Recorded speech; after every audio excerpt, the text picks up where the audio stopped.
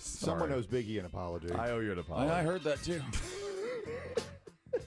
Well, now part of this was just an issue of poor timing. Sure, timing. Of poor timing. You know, the secret in life, in comedy, and radio, and everything. Timing. We were 15 seconds from going back on air, and Biggie comes through our little speaker system and says, "I saw a great new movie last night on Hulu called The Order. It's about catching white supremacists." Chris Tipp's pointing to his watch, like, we got 5 seconds here. No time. Right. So he's like, "I'll tell you after the break." And I said to Chris Timm, "I don't care." Sorry, I'm off Diet Coke. Well, For an hour. It's a rare moment of honesty. I'm sorry. You haven't had one in an hour. But I know what the future brings. I know what the future holds. Well, and you not having any interest in a movie that catches white supremacists is very fitting. They get away, right? Oh, it's not a happy ending? Yeah, I mean, just out of nowhere, you're like, yeah, it's about white supremacy. I don't care. I don't care.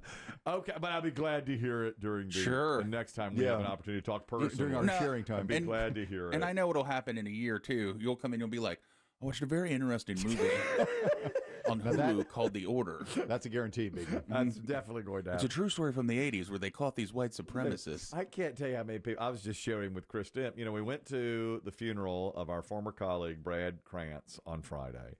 And it was beautiful, as we've said. The speakers were incredible. Several brought me to tears. I mean, it was really, really well done. But then there were many people there that we didn't know. And some came up to me and said, I wanted to introduce myself. I really enjoy your show, which was nice. But almost always it was followed with, I really enjoy your show. Oh, thank you so much. And they'd say, I can't believe you guys are still on. Thank you. Yeah. AI hadn't taken you out yet. Not yet. No. Not yet. You know, there's a movie that we occasionally quote, Officer and a Gentleman. We got no place left to go. Where else am I going? Yeah. What could we do? What are we doing next? Skill set is in this room. Exactly. And literally, listen, I was at the pickleball tournament on Saturday, and so many people said, I listen to y'all's show every day. I said, thank you so much. I can't believe you guys are still on. How's Biggie? He's here. He's here. Didn't you make an appearance last year? Wasn't that your... No, you were at the pickleball thing last year, weren't you? Yeah. Yeah. Thought so. Yeah, we did again. And everybody was like, man, Biggie's so great. I can't believe you guys are still doing it. And they'd always say, like, man, I know AI is going to replace you soon, but I still listen, eking every inch out of it. And it's like, yeah, that's great. Listen to this now. This made me mad. See what you think about this. I happened to see it over the weekend on Inside Edition. They did a story on it. It's the first time I believe this has ever happened. There is a guy who was killed in a road rage incident. This happened in Arizona, and his name is Chris Pelkey. In 2021, he got into an altercation, a minor bump up with another driver, Gabriel Horsitas, and they got out of the car and started arguing. Well, this guy, Chris Pelkey, is shot and killed on the side of the road in 2021. Now it comes all the way to trial. It's time to sentence the guilty party. He's been found guilty. An AI version of the dead man was allowed to speak at the sentencing hearing. His sister wrote what he should say, and literally he was up there on a TV screen for a minute and a half. Like the animatronic Hall of Presidents at Disney, but more cutting-edge tech? Here's the statement. This is him. We have, 30 seconds of what he said. I am a version of Chris Pelkey recreated through AI that uses my picture and my voice profile. I would like to make my own impact statement to Gabriel Horcasitas, the man who shot me. It is a shame we encountered each other that day in those circumstances. In another life, we probably could have been friends. I believe in forgiveness and in God who forgives. I always have, and I still do. Now, his sister wrote it. It's his voice. It's him making movements on the screen. It looks almost real, when you see it. And the judge at the end of it thanked the family and said, that was really beautiful. I love that AI. Thank you for that. Thank you so much for bringing that. If you're the defense attorney, how can you allow that? No. The judge should never have allowed that in. No, you can't. No. Do we know what the guilty man was sentenced? 10.5 years in prison. Is that standard?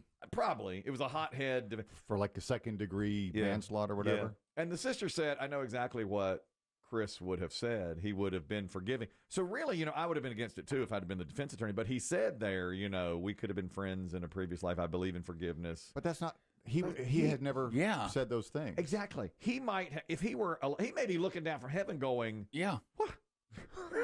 This guy shot me. Forgiveness. Yeah. Guy shot me. And the whole family's like, oh, yes, that was him. That's exactly what he would have said. But it's like, you don't know that. No. So let's say he'd been in coma for 2 years and woke up. He might say, I don't forgive the guy for shooting me. Come on. This opens a whole can of worms for many different things. I mean, what if we have suddenly AI witness testimony? Exactly. Oh, man. Exactly. What if some defendant or someone is a witness? Yeah. AI. Don't give me that. No, sir. No. I don't like that one bit. Slippery We should bring slope. this up with our attorney. Absolutely. What a slippery slope to have an AI-generated victim at a sentencing hearing. I don't care for that at all. Now, the sentencing, you wouldn't probably have the jury there. But I will tell you, if I was a juror and this happened, this would lean me towards the defense. Yeah, because I don't want Because I don't trust. Yeah, because I don't trust I don't like the AI. And the judge should never have allowed this. He could be swayed by this. Yeah. And it's completely made up by the sister, And he may have been.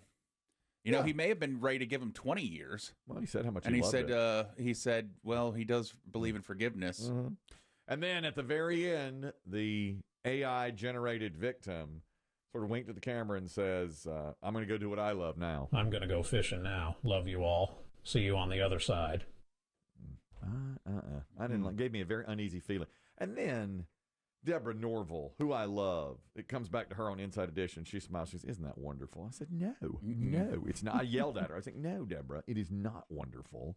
It's terrible. We can't go down this slippery slope of AI." Does your wife have any thoughts as a crime watcher? Hated it. She hated it. She said, "This is unnatural. You can't have it." And I got people that morning coming up to me saying, I can't believe you haven't been replaced by AI yet. Yeah. Yes, I They're know working that. on it. Okay. They're You think they're not? They're trying to replace. We just got the app fixed. Okay? Baby steps. Yeah. They For got God's to sake. replace it. Listen. Of course, yes. We're working on AI because we're going to do that with Biggie. Of course. We're going to make an AI version. He's of the Biggie. beta test. Don't worry. Yeah. You won't even notice. He'll just chime in with little witty things. Yes, that's right. He'll just say things from time to time. It's unbelievable how that. I just was flabbergasted by it. I didn't like it at all.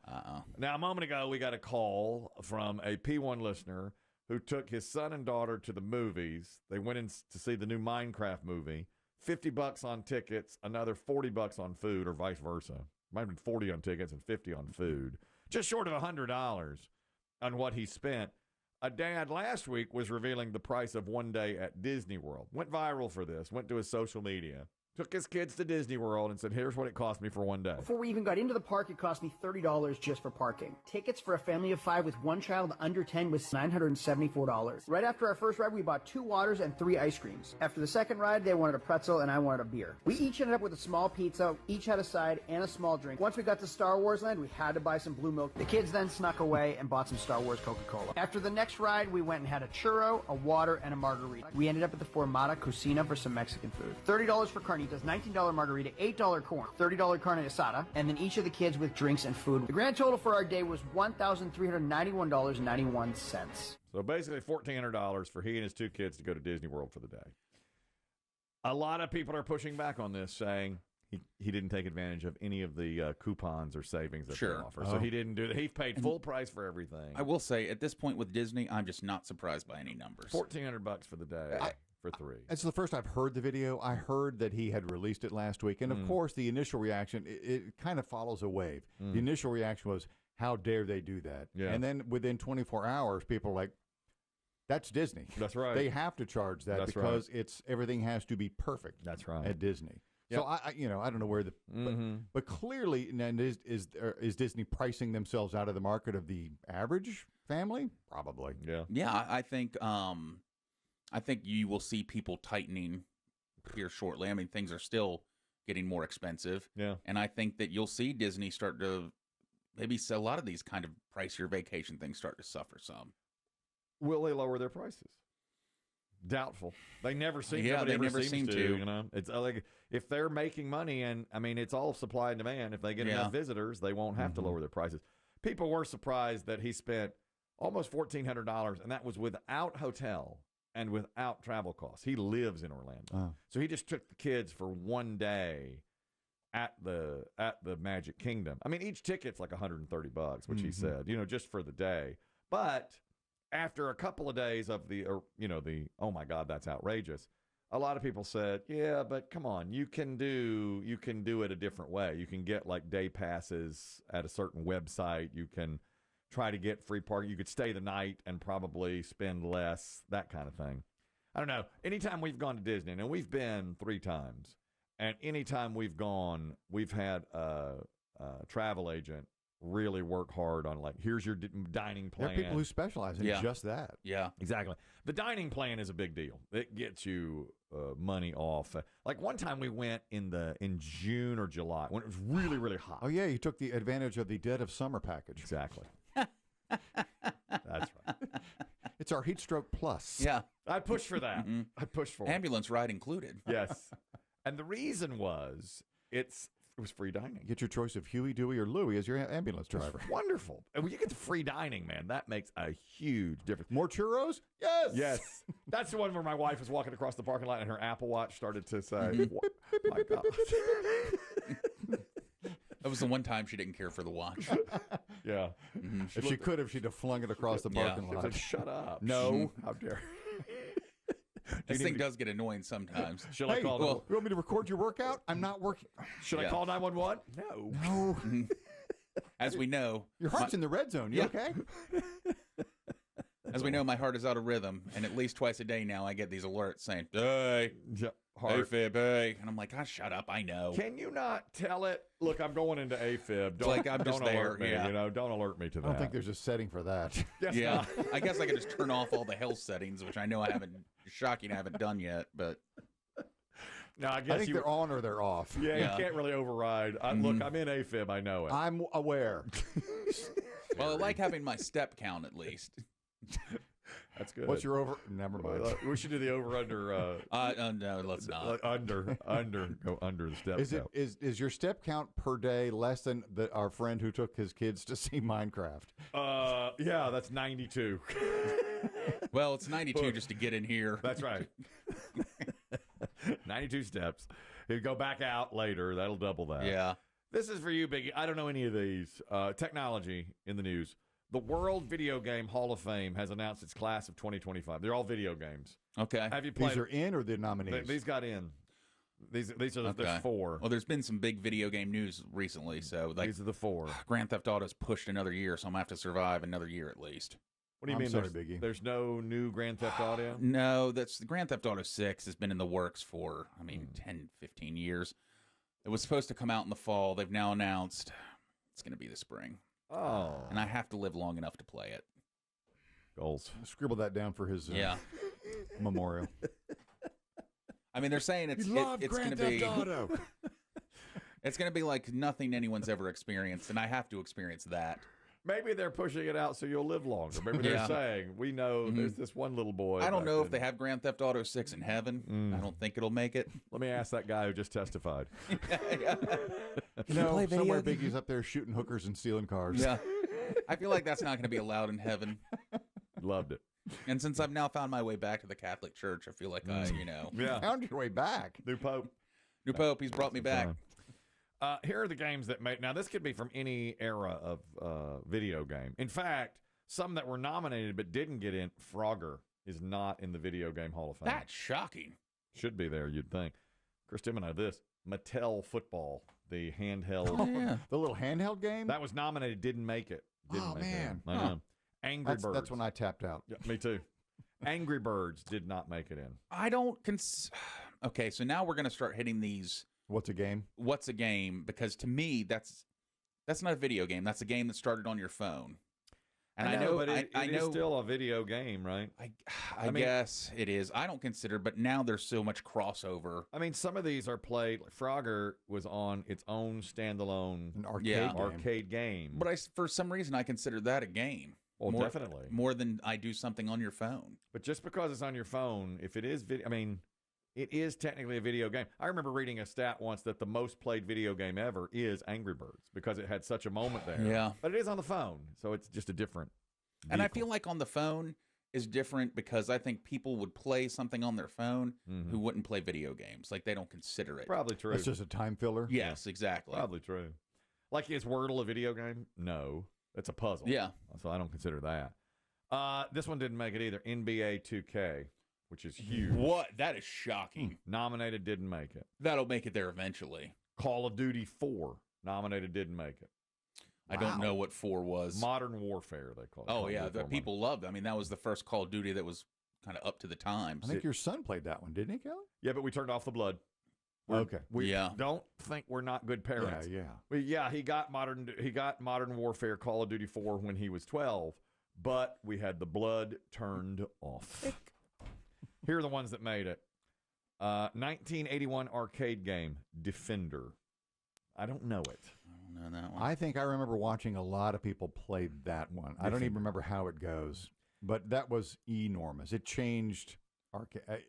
That you would see that pop up in places you never saw video games. Yes. It says it raised the bar on difficulty from simpler things like Space Invaders. Suddenly it was like a real skill. Is that the horizontal one where you had to fly over mountains and shoot? Yes, it is. Okay. Because, Space Invaders, they came down the screen. Yeah. We had Defender, I want to say. My friend had it on his Atari. It looked way more complex. It is. I never played it. That's it. Disclosure, I'm no good at video games. Okay, I just am not any good. I love Pac-Man and Miss Pac-Man. Krispy Kreme's just got a new special out where they're selling Pac-Man themed donuts for the 45th anniversary of the game.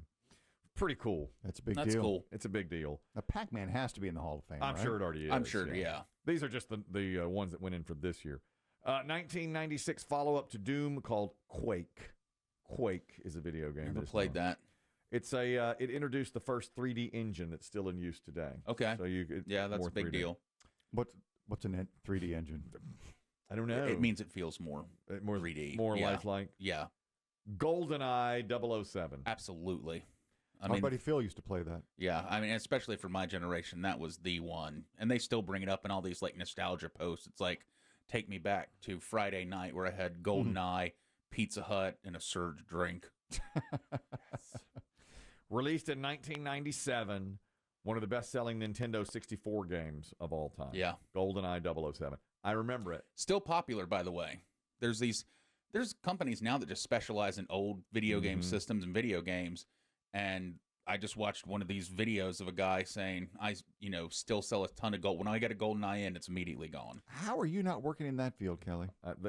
Exactly. Nostalgia? I should be in nostalgia. For 80s, 90s video games? Yeah. Listen, I'm on Facebook. Speaking of nostalgia, is it 2005 already? Hold your applause. Somebody the other day put up a photo saying, unless you lived it, you have no idea how sweet this was. And it was a television set with an Atari perfectly hooked to it and like 10 games in the little cartridges? Yeah. God, it brought back so many great memories now. Atari in the All early the feels. I had it. I really did.